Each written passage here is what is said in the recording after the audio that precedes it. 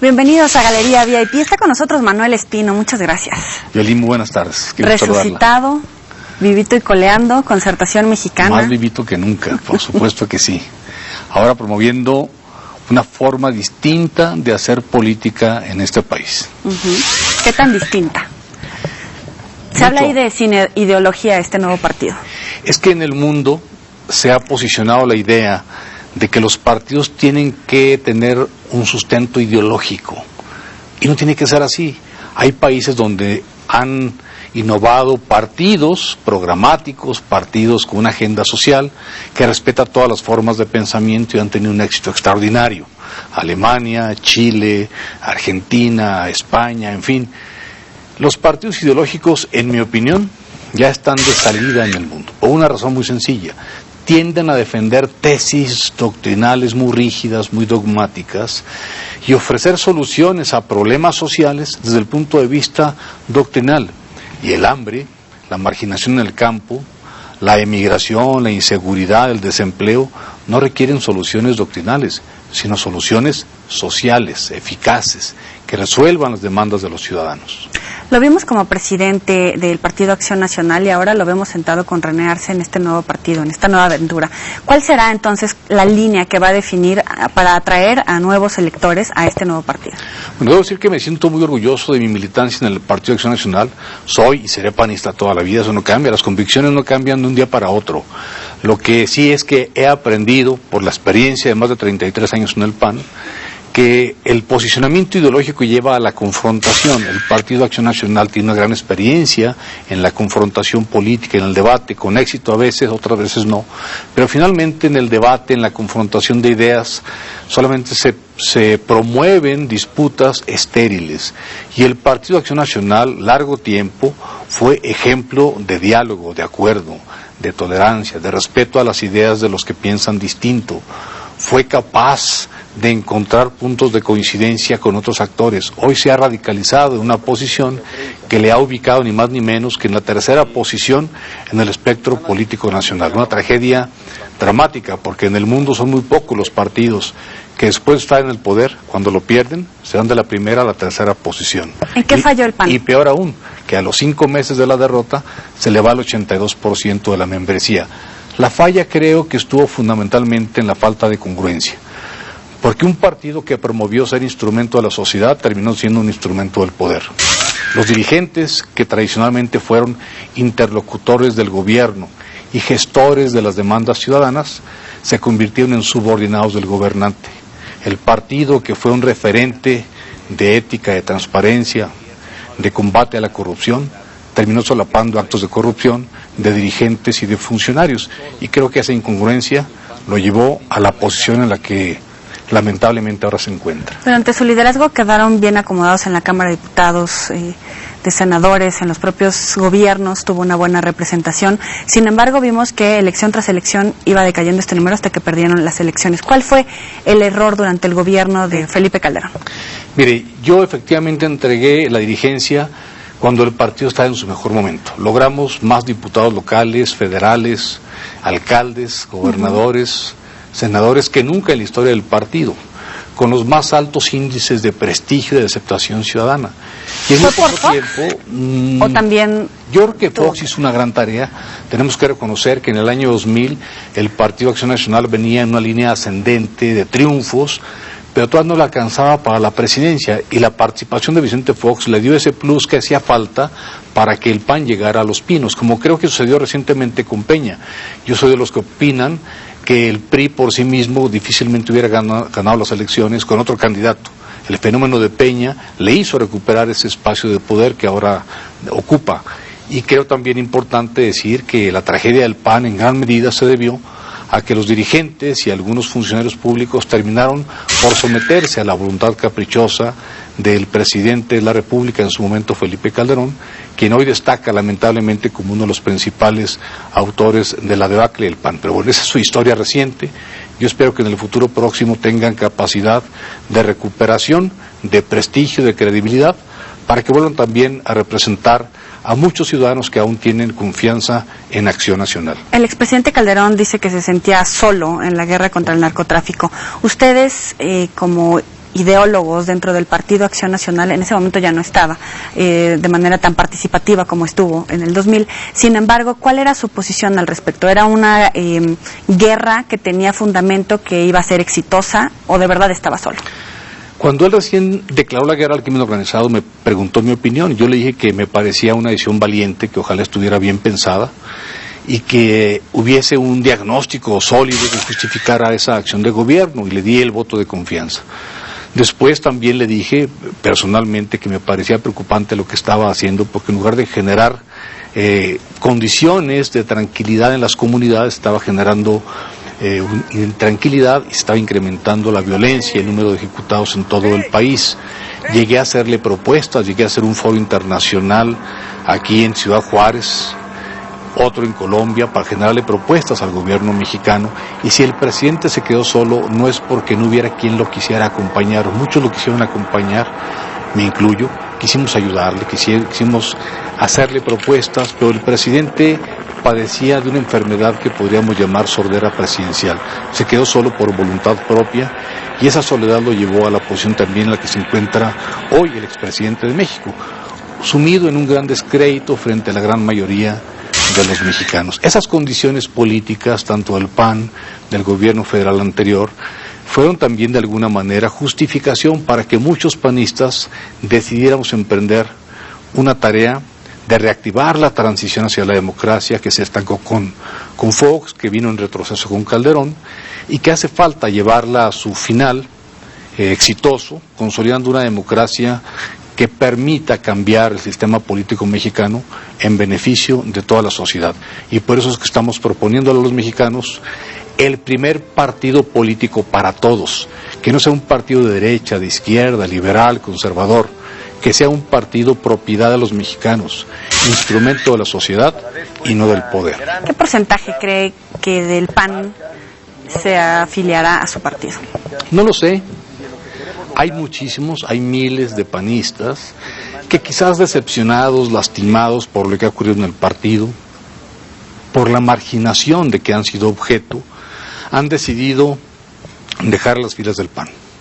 El 82% de los panistas se fueron, y creo que todavía faltan algunos por retirarse. Muchos no se reafiliaron porque dicen que son panistas de hueso colorado, que no tienen la necesidad. Es que son panistas muy convencidos, muchos de ellos, que no se sienten identificados con el PAN de Rafael Moreno Valle, de Gabino Cue, de... A ver, en el caso de Rafael Moreno Valle, ¿por la coalición o por qué? Porque son personajes que hoy influyen de una manera determinante en la vida interna del partido, pero que no son panistas, no conocen al partido, no se identifican con su filosofía, con su programa. Simplemente una oportunidad coyuntural los puso en esa posición. Entonces hay muchos panistas que no se sienten cómodos de que los nuevos liderazgos del Partido Acción Nacional ni conozcan la trayectoria del partido, ni viven su mística, ni comparten su tradición democrática, y solamente buscan satisfacer intereses coyunturales. Muchos de esos panistas se han ido de las filas de Acción Nacional, y también miles de ellos han venido a la Concertación Mexicana, y debo decir algo, no estamos yendo por ellos. Tenemos que ser muy respetuosos de nuestros partidos de procedencia. Yo vengo del PAN y no estoy yendo con los panistas para hacer campaña de abandono de las filas de Acción Nacional para que se sumen con nosotros. No es esa la política, y también debo decir que la gran mayoría de las mexicanas y mexicanos que han confiado en este proyecto novedoso para México han decidido incorporarse a él sin tener experiencia partidista de ningún tipo. Para el 2015 van a enfrentar ya la primera elección. ¿Cómo van a ir sumando? ¿Van a hacer alguna gira por los estados de la República? ¿Qué le van a decir a esos ciudadanos que están en busca de partido? Bueno, ya emprendimos la gira, estamos promoviendo el concepto de este partido, un partido no ideológico sino programático, que respeta todas las formas de pensamiento, un partido que quiere ser la casa política de los de izquierda, de derecha, liberales, conservadores, socialdemócratas, demócratas cristianos, de todos, para que la riqueza intelectual de esas fuentes de pensamiento haya un producto soporte del trabajo del partido, que es una agenda social que resuelva las demandas de los mexicanos en todo el país. Estamos promoviendo con toda claridad que este es un partido propiedad de los mexicanos, no de un grupo de poder. Un partido que quiere transformar el sistema político mexicano, no solamente hacerle ligeros cambios. Un partido que cambie o que inaugure una nueva etapa de partidos políticos donde el diálogo, el acuerdo, la concertación sean el punto de partida de la acción política y no la confrontación, no la disputa estéril, el pleito, no la acción de denostar a los que piensan distinto. Es un partido que quiere la unificación nacional. Los mexicanos quieren una democracia eficaz y estamos ofreciendo ese resultado de nuestro trabajo. ¿Cuál será su posicionamiento frente a temas como, por ejemplo, la reforma energética? Es urgente la reforma energética. Desde que yo militaba en Acción Nacional, promovimos que frente a la necesidad de sacarle provecho a la riqueza que es de todos los mexicanos, en beneficio de todos los mexicanos, no solamente para mantener sólida o fuerte una macroeconomía nacional que no se traduce en beneficio para las familias, promovíamos que ante la imposibilidad propia de invertir en tecnología para sacarle mejor provecho a nuestro petróleo, accediéramos sin declinar soberanía, sin entregar el petróleo a otros países, no privatizarlo, sino permitir inversión privada en maquinaria, en tecnología, que nos permita sacarle provecho a lo que es de todos. No se trataba de poner la riqueza de los mexicanos en manos de otros, sino permitir con la tecnología de otros aprovechar en beneficio de México lo que nos pertenece. En ese sentido creo que debe de ir orientada la reforma energética. Se tardó mucho el PRI, muchísimo se tardó, en entender que eso era necesario. Y hoy hasta el PRI, que ya está en el gobierno, entiende la necesidad de una reforma energética en esa dirección, de apertura a la inversión, no de entregar nuestra riqueza a los extranjeros. Todavía hay resistencias, todavía hay voces que sí entienden, personas que sí entienden lo que hace falta en el país, pero fieles a la rigidez dogmática que siempre han sostenido, se oponen de manera irracional a esta apertura en el manejo de la política energética. Pero aún René Arce también lo escuchamos decir que no está a favor de la privatización, no a favor del IVA en alimentos y medicinas. ¿Cuál va a ser el punto de encuentro entre ustedes, por ejemplo? Yo tampoco estoy a favor de la privatización, sino de que haya inversión privada. Eso es muy distinto. Yo soy empresario, tengo una empresa, y si yo necesito mejorar el equipo que tengo y alguien me lo proporciona a cambio de una renta, está bien, mejoro mi empresa, pero sigue siendo mía. Así de sencillo es esto. Y en el tema del IVA generalizado en medicinas y alimentos, es un tema que es muy digno de debate, de discusión. Ese es un tema en el que no nos hemos enfrascado en discusión quienes estamos en este proyecto de partido. Hemos hecho ya una agenda social que va a temas prioritarios. Y el tema del IVA en este momento no nos parece un tema prioritario para el debate dentro de nuestro proyecto. Vamos a platicar de cuáles son los temas prioritarios dentro del proyecto, pero después del corte. No le cambie.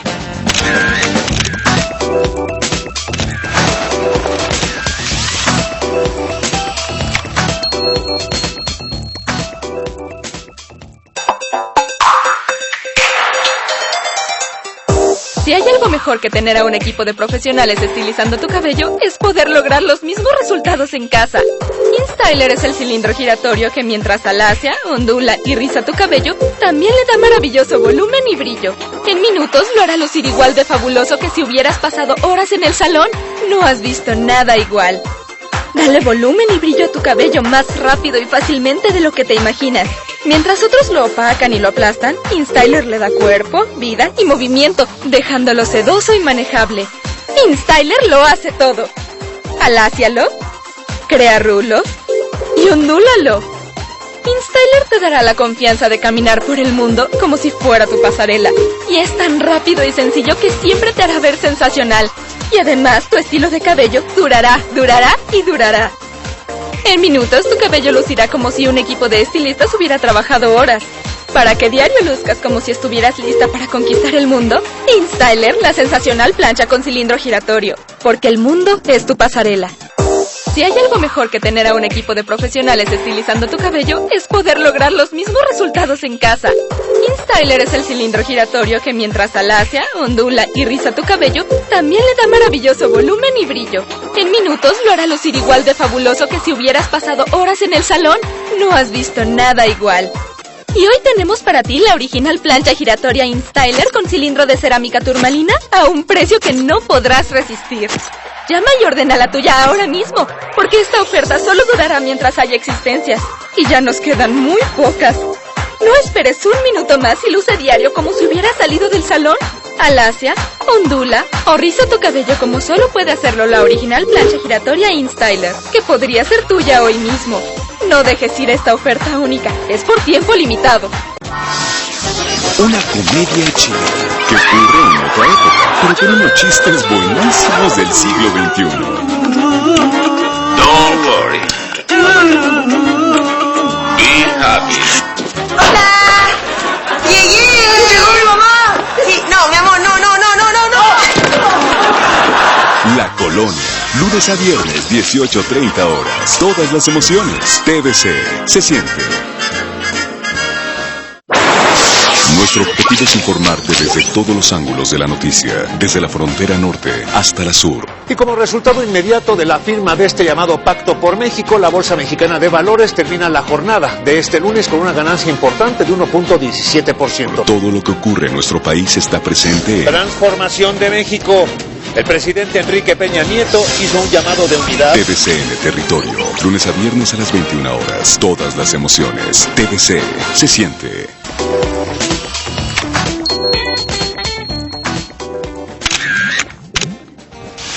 Gracias por seguir con nosotros en esta charla con Manuel Espino. Hablábamos de cuáles son los temas prioritarios en este momento para Concertación Mexicana. Bueno, sin lugar a dudas, el tema de temas en este momento, por urgente y porque de él depende la solución de otros temas laterales, es el tema de la inseguridad. Somos uno de los países vistos y reconocidos en el mundo como los más violentos. Tenemos 10 de las ciudades más violentas del mundo en este país. Yo vivo en Ciudad Juárez, Chihuahua. Durante 4 años fuimos considerados la ciudad más insegura y violenta del mundo.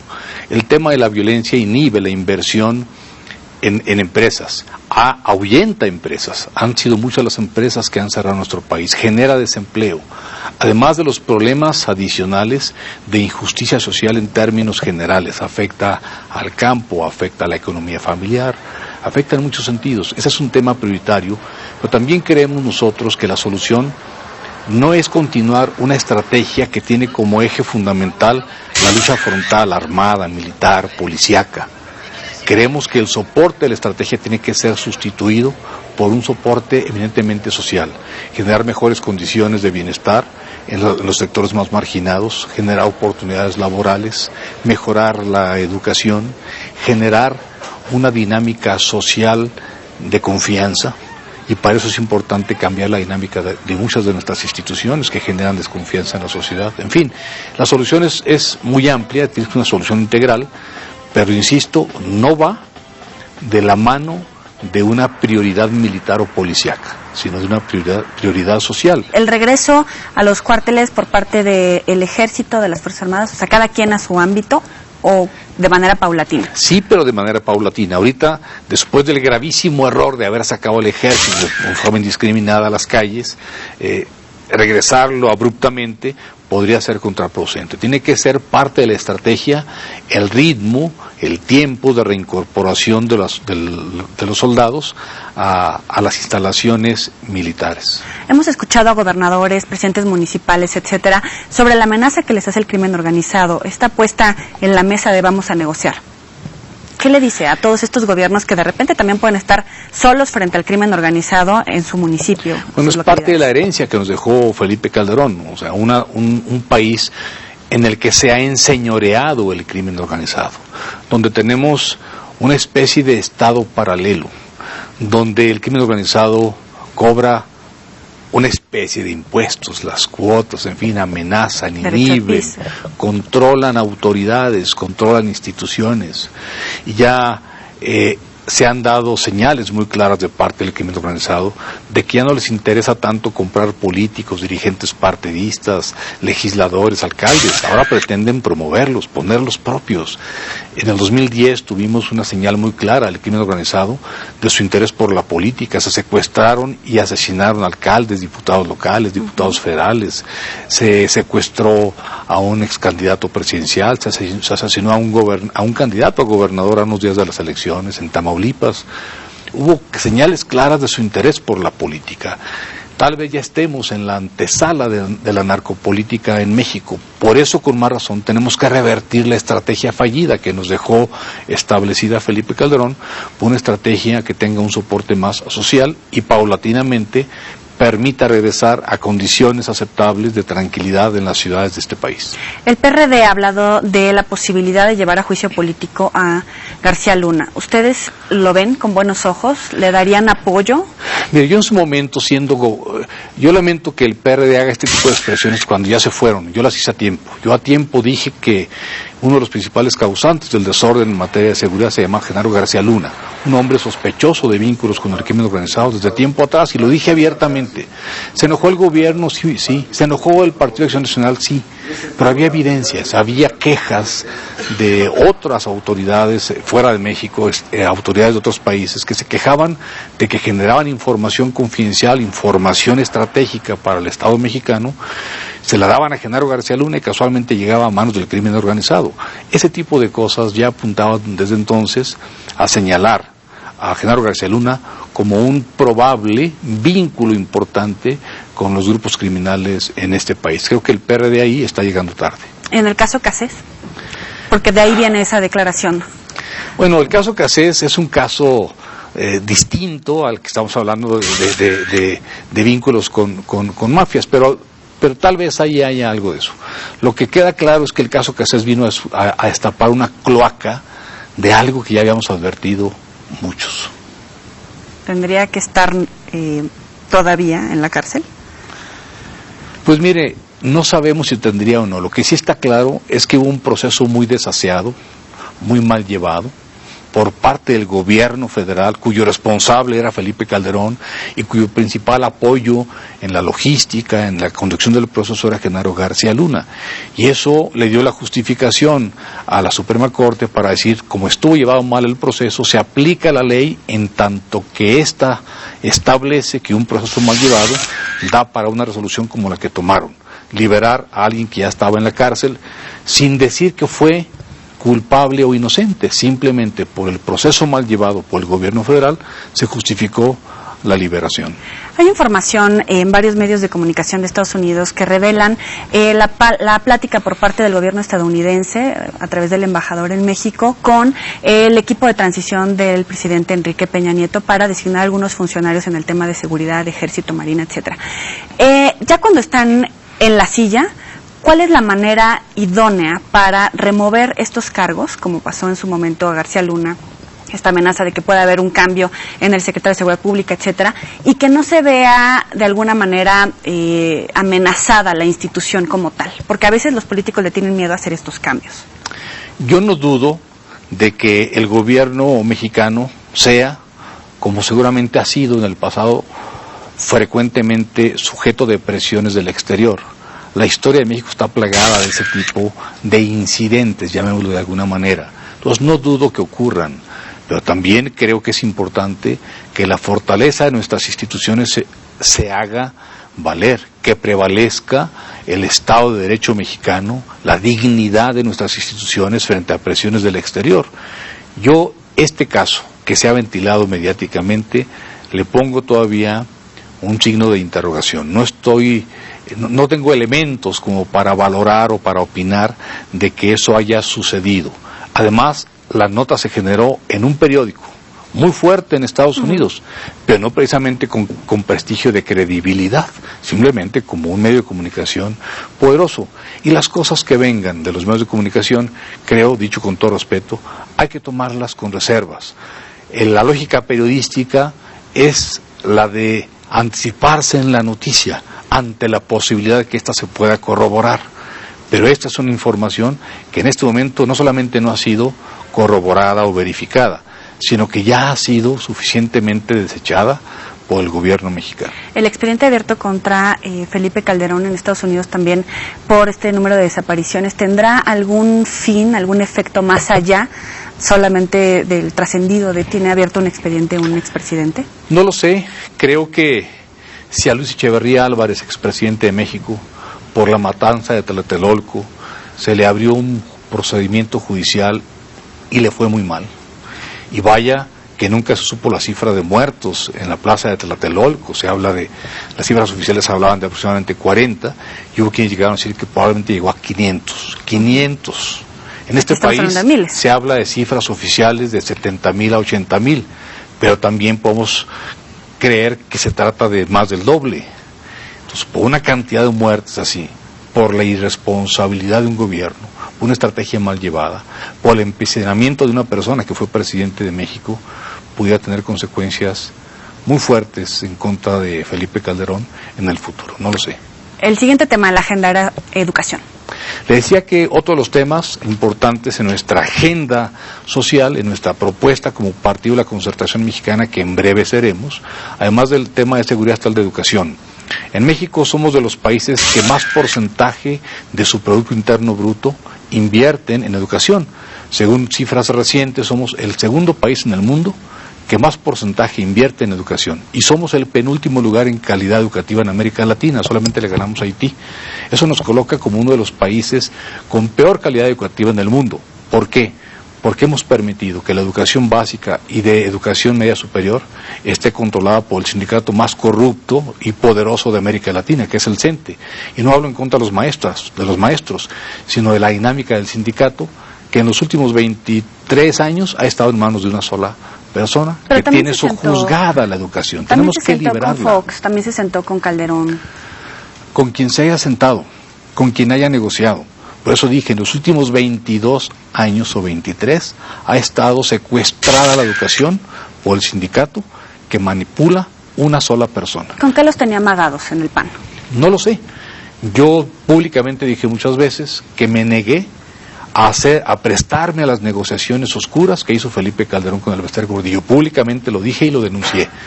Y al paso del tiempo se llegó a revelar que efectivamente hubo esas negociaciones. Se dice por ahí que se quiere poner a disposición de Enrique Peña Nieto para apoyarlo a Concertación Mexicana. ¿En algún momento usted ha pensado en la posibilidad de hacerle segunda al gobierno actual? No, creemos que en Concertación Mexicana tenemos que ser muy responsables. Vamos a apoyar a todas nuestras instituciones, a todos los gobiernos, vengan de donde vengan, ideológica o partidistamente hablando. Apoyarlos en todo aquello que sea para bien de los mexicanos. En lo que no, tendremos opinión propia, crítica propia y propuesta. No somos un partido incondicional de ningún grupo de poder.